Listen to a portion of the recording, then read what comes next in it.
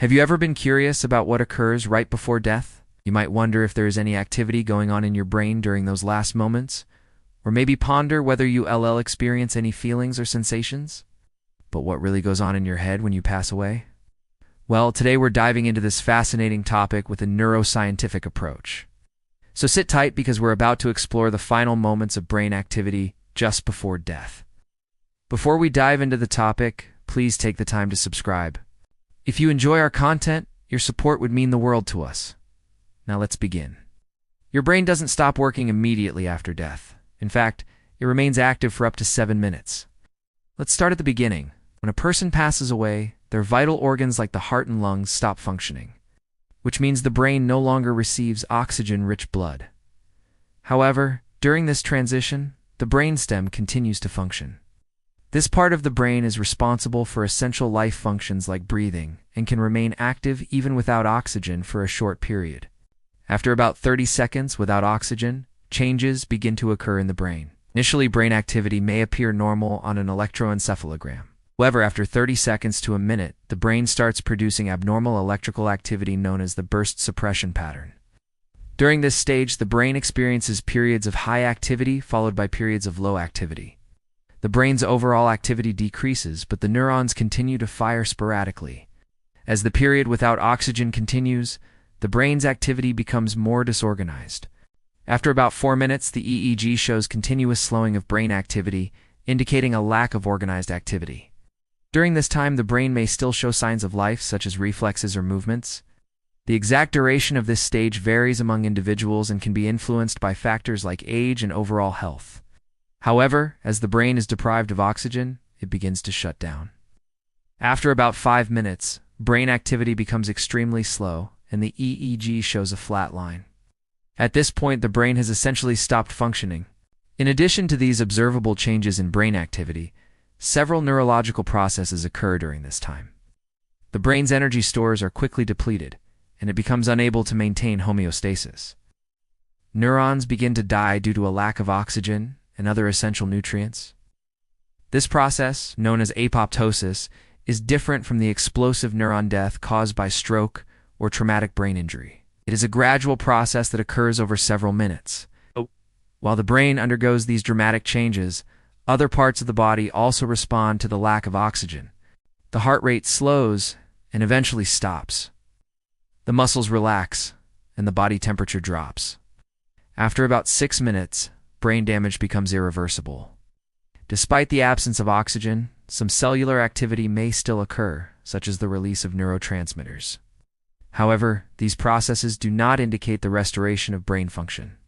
The brain has suffered significant damage due to prolonged oxygen deprivation, and the chances of recovery are extremely slim. It's important to note that these timelines are approximate and can vary depending on individual circumstances. Factors such as age, overall health, and the cause of death can influence the progression of these events. Additionally, while the brain activity may cease after 6 minutes, other bodily functions may continue for a short period.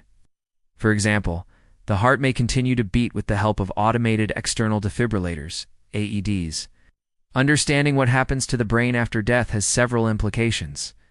From a medical standpoint, it helps healthcare professionals assess the likelihood of successful resuscitation.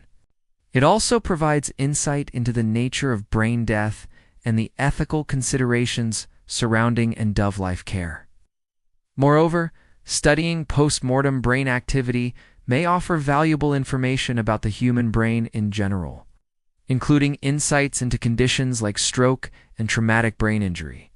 Research on this topic has advanced significantly in recent years, particularly with the development of new imaging techniques. Studies using EEG and other neuroimaging methods have provided a more detailed understanding of the changes that occur in the brain after death. These studies have helped refine the definition of brain death and inform decisions regarding organ donation and the use of AEDs. One of the most intriguing aspects of this research is the study of the so-called dying brain. By examining brain activity during the final moments of life, scientists hope to gain a better understanding of the mechanisms underlying consciousness and the nature of the self.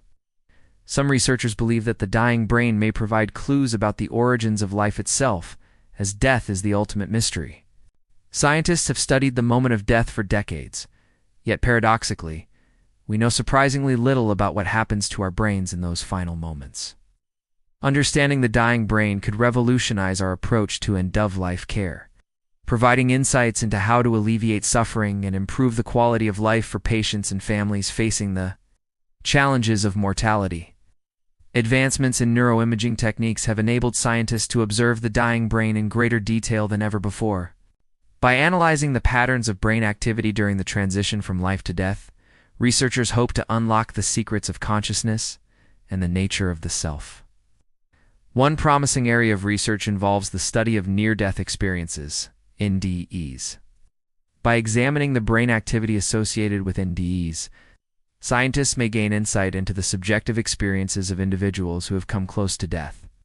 NDEs often involve a sense of out-of-body experiences, visions of a tunnel of light, or the feeling of encountering deceased loved ones. Studying these experiences could shed light on the workings of the human brain and the nature of consciousness itself. Another exciting development is the use of brain-computer interfaces. BCAs to communicate with individuals who are in a coma or near death. BCAs allow individuals to communicate by controlling a computer cursor with their thoughts. This technology has the potential to revolutionize the way we interact with those who are unable to speak. Furthermore, BCAs could provide valuable information about the state of the dying brain, helping us understand the neural activity associated with consciousness and self-awareness. By continuing to explore the mysteries of the dying brain, scientists hope to unravel the complexities of consciousness, improve end-of-life care, and develop innovative technologies to assist those who are unable to communicate. As we learn more about the dying brain, we may also gain a deeper appreciation for the fragility and wonder of human life. The study of death may ultimately lead us to a better understanding of what it means to be alive. The process of dying is unique to each individual and can vary greatly depending on a range of factors such as the cause of death, underlying health conditions, and personal beliefs. While the scientific understanding of the physical changes that occur in the brain during the dying process continues to advance, it is important to recognize that death is a complex phenomenon that encompasses not only biological changes, but also psychological, social, and spiritual aspects. In some cases, individuals may experience a period of unconsciousness or a coma before passing away.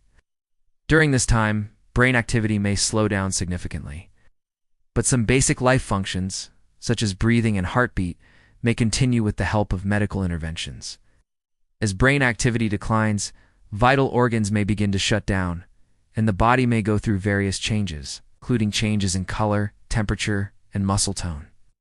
It's important to note that the passage from life to death is not a sudden event, but rather a gradual process that can unfold over several minutes. During this time, the brain may exhibit various patterns of activity, including the presence of reflexes or spontaneous movements.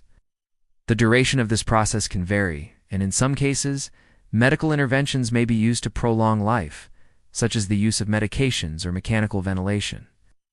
Ultimately, the journey through death is highly personal and can be influenced by a myriad of factors. While science can shed light on the biological aspects of the dying process, it's essential to approach death with sensitivity, compassion, and respect for the unique experiences of each individual. So what happens to your brain right before death? We've explored the scientific perspective, shedding light on the biological processes that occur in the brain during the final moments of life.